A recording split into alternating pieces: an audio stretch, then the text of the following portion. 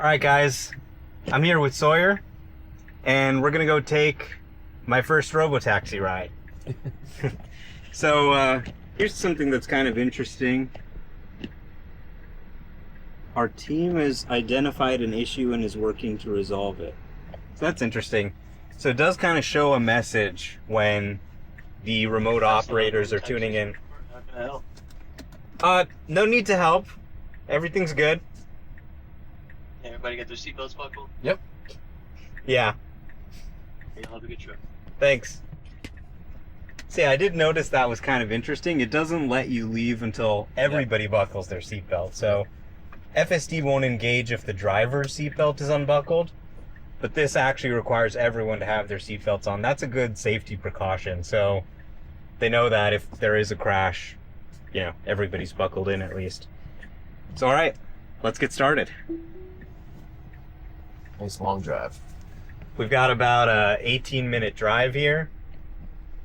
And, yeah, there's no one in the driver's seat. It's just driving. Pretty crazy. But yet it feels pretty normal, right? I mean, having used FSD, seeing a Model Y driving us doesn't really feel all that surprising, honestly. Yep, and then you got your different media, you got the privacy thing, so it'll tell you about the camera and microphone. And then you got your Apple Music, you got your control there, and then once you hit the air, it'll move the destination timeline up there. Yeah, I love what they did with the software here. Honestly, I wish I could kind of get some of this functionality on my Tesla. Yeah. It's kind of cool how they have, I don't think they have the music in the rear for the regular Teslas. And then they've got this kind of app picker, and they've got the map, which is cool. They don't have that in the normal Teslas. You can't move it in any way, so it's kind of just locked there. Yeah, but I mean, it's very smooth. It's very human-like. It's a little smoother than Waymo even. We've got some direct sun glare here.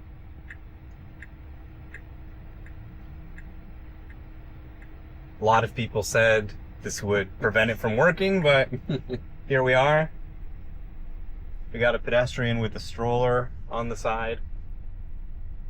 It offsetted well. I mean, yeah, if you're an FSD user, this feels natural.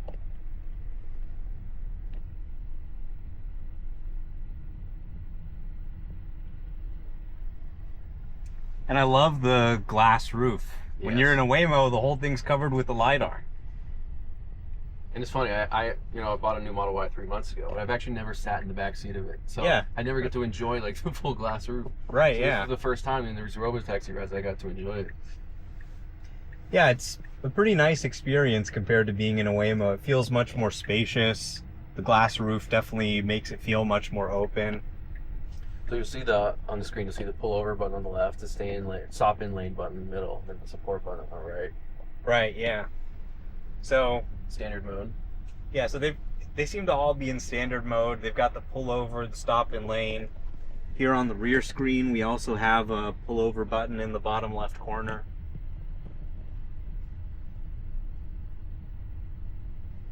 And I'm guessing that the door handle button is probably an emergency stop, though they're probably not allowed to confirm that. Speed bump. Yeah, the safety monitors are basically pretending they're not here. They don't seem to be doing much. There's a lot of conspiracy theories. Someone's driving the car over the internet. The guy in the front seat is driving the car, but it's the car's AI that's doing all the driving.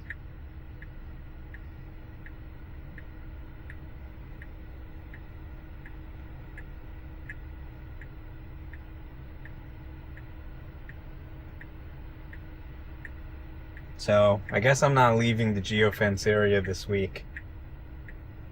If you ask me to go to dinner and it's outside the geofence, I'm not coming.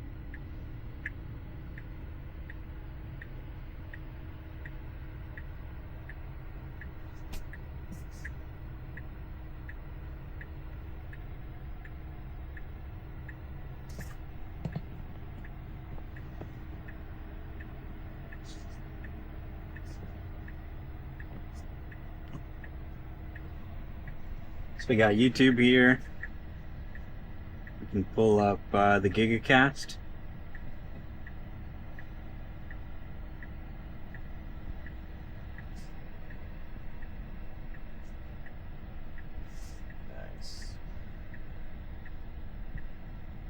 Nice. Not so. All right.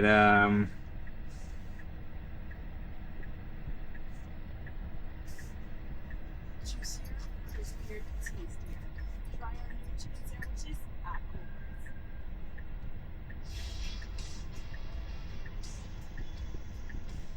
A lot of sun glare. It's good. All right. There's Sawyer in the back of the Robotaxi. So what is this? Oh, so the volume. Yeah, so they got YouTube, Netflix. That's another thing Waymo doesn't have. They seem to be a little better on the entertainment options. I love that it's staying signed in. Yeah, and if there's something that you're not signed into, which let's see if you're signed into Apple Podcast, yeah. Pause that. Trying to find something you're not Audible, maybe. Oh, I'm signed into everything. I don't think I have Amazon Music. Okay, we'll try that. There we go. There you go. So it says automatically log in during your ride, and then it logs out after you exit for privacy reasons. Yeah, they've really put a little extra work into the entertainment experience here, and it's probably, I think, the most entertaining Robotaxi you can be in. Waymo's pretty bare by comparison. They've even got some games here. You can play Beach Buggy, Skyforce, 2048, chess, Fallout Shelter. Wouldn't expect anything less from Elon.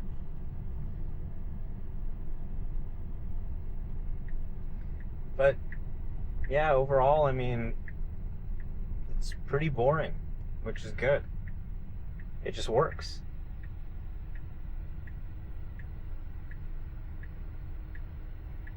I don't think they're that far off from being able to remove safety monitors, expand the geofence, Yeah. and take this much more wide. And I mean, it's a killer experience compared to having a human driver. I was just in New York City for 10 days. There's no autonomous cars there. You get into an Uber and it just smells really bad. It smells like cigarettes or body odor. I took 3 Ubers yesterday. 2 of them smelled like cigarettes. Yeah. I mean, human-driven cars suck. Someone's bringing their trash out there. And it's just smooth. It doesn't brake harshly. It gets out of the way. It's got to be, I think, the smoothest self-driving ride you can get anywhere in the world. There's Waymo. Yeah? They're all over the place here. Yeah.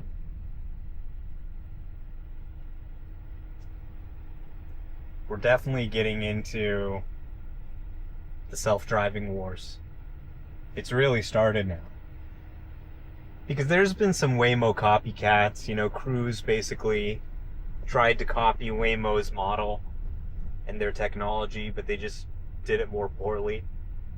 But this is the first time someone's come at it with a completely different approach. And that's when I think things start to get interesting. That's when the competition really heats up here.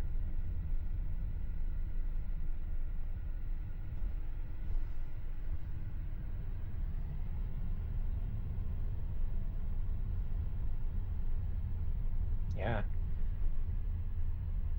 You can just sit back, look at the sky, watch movies, listen to music. How's the braking compared to Waymo, in your opinion? The Waymo, it seems like it brakes a little more harshly. You know, in general, it just feels more robotic in the Waymo. So sometimes you have kind of these hard stops or turns that feel a little aggressive.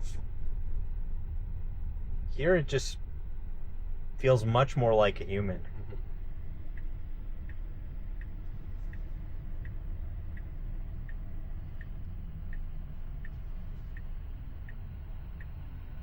Alright, we're making a left turn.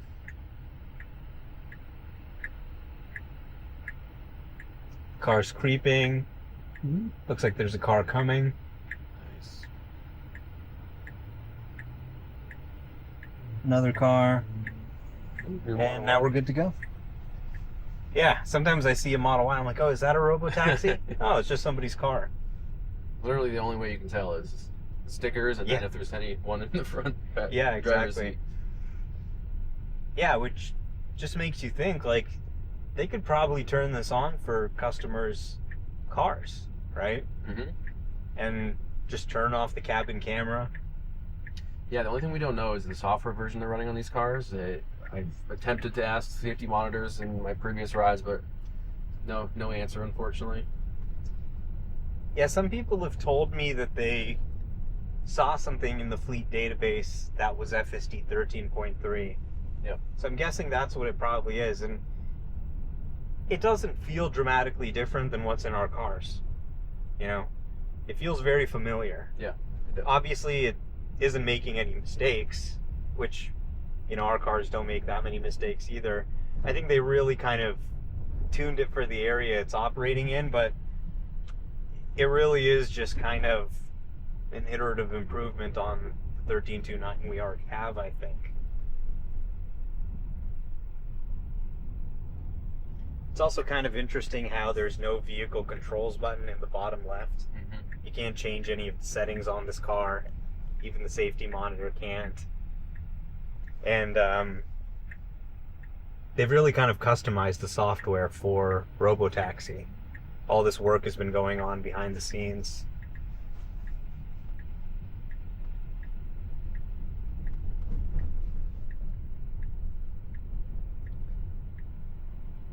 But seeing the geofence area here in Austin, I'm not too worried. I think they've got this down pretty well. After spending 10 days in New York City and using FST Supervise there, man, their software can handle some crazy stuff. People jumping Yeah. out at you. Yep. This would be a good test here. You got Yeah. a green light, but traffic's still coming from ahead, so it's patiently waiting for an opening here. Yeah, there's no left turn arrow here, so it's got to wait for traffic to open. The one tough thing that Austin does have is, you know, people can tend to drive pretty fast here sometimes. Yep.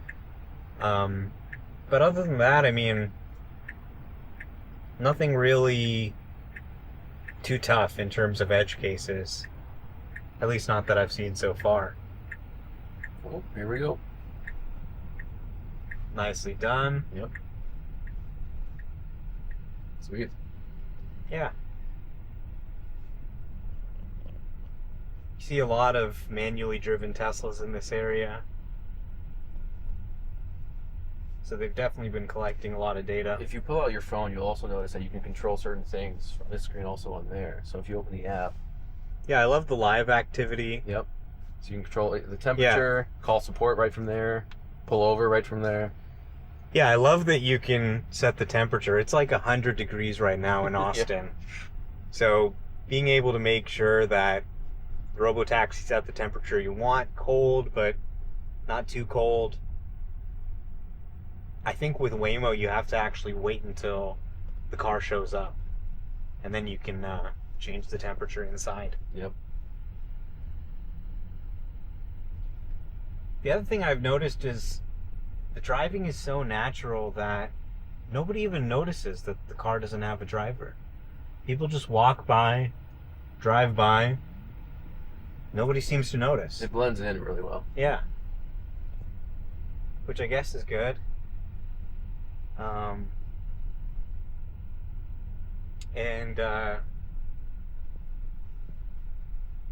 Yeah, I was a little worried about like protesters or Dan O'Dowd or political activists trying to do something crazy.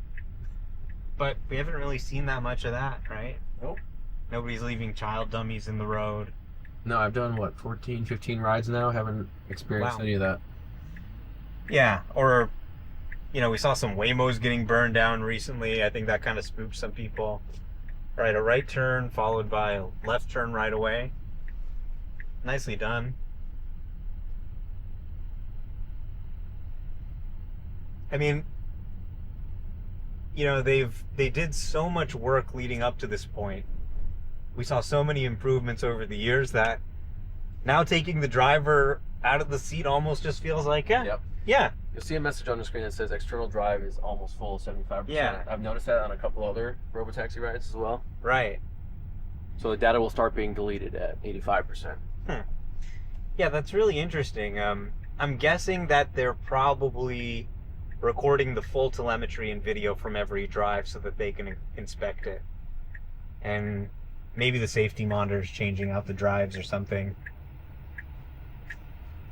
in between rides.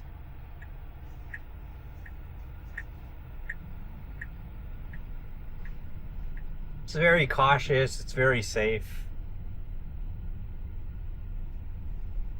There are people who are looking for any clip of it doing anything weird and trying to focus on that, but what you're not going to see is just how normal everything's working 99% of the time. But of course, it needs to be, close to 100%. And it seems like it is.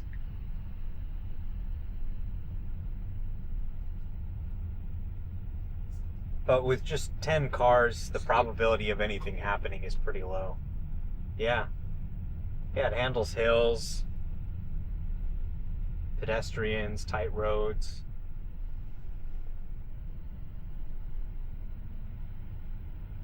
And it's very proactive. Like, it was actually right there anticipating that driver might need to go around that truck. You can feel it, yep. And slowing down in anticipation. That's really the power of deep learning. It's not even about seeing what's in front of you, it's about predicting what's about to happen. And that's what lets it drive so smoothly. Had a little bit of a harsher brake there. There was a pedestrian on the right side. Nothing too harsh, but a little bit more sudden than it would otherwise. Here we've got some, I think that might be a bike lane.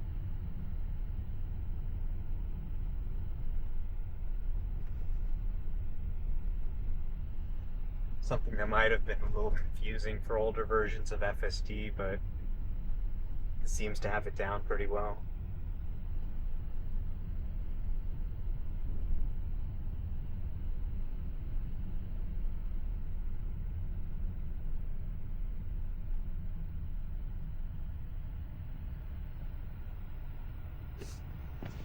And, this is running every day. I saw some people making comments today. They said, what, that's it? Just one day of Robotaxi? No, it's not one day. So the app that we downloaded, I think it said it expires in 90 days, the test flight. So that's just a standard kind of test flight thing. Yeah, so I imagine, but I don't think we're going to get cut off. I think they'll just keep it open. But we can do rides 7 days a week from 6 a.m. to 12. Once they issue a new build of the app, it goes for another 90 days. Yeah. But eventually the app will just be in the App Store. So yeah, this isn't a temporary thing. They intend to keep it live in Austin. Do you think it'll stay a separate app or merge it with the Tesla app? Because I imagine they will merge it eventually, no? I think they will merge it, yeah. This is probably just a way for them to kind of control access to who has it. Yep. Yeah, I think you'll notice at night, too. It feels no different than it does during the day. Just as confident. Doesn't take things on more slowly at night. Yeah. So we're 2 minutes away, so it gives you that. Make sure you're to gather your belongings. Yeah. And a ding.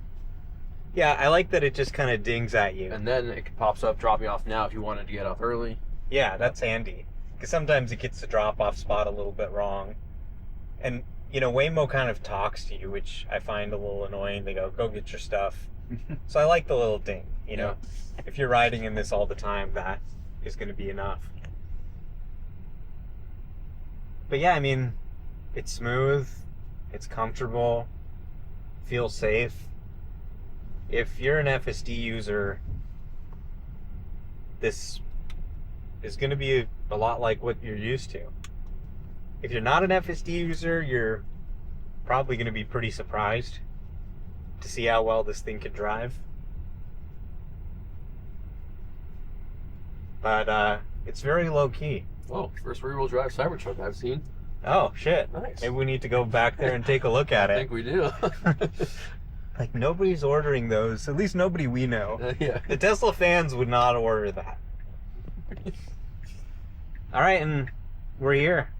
That was our first Robotaxi ride. Sweet. No interventions, no weird moments. Nailed it. Thanks for watching, everybody.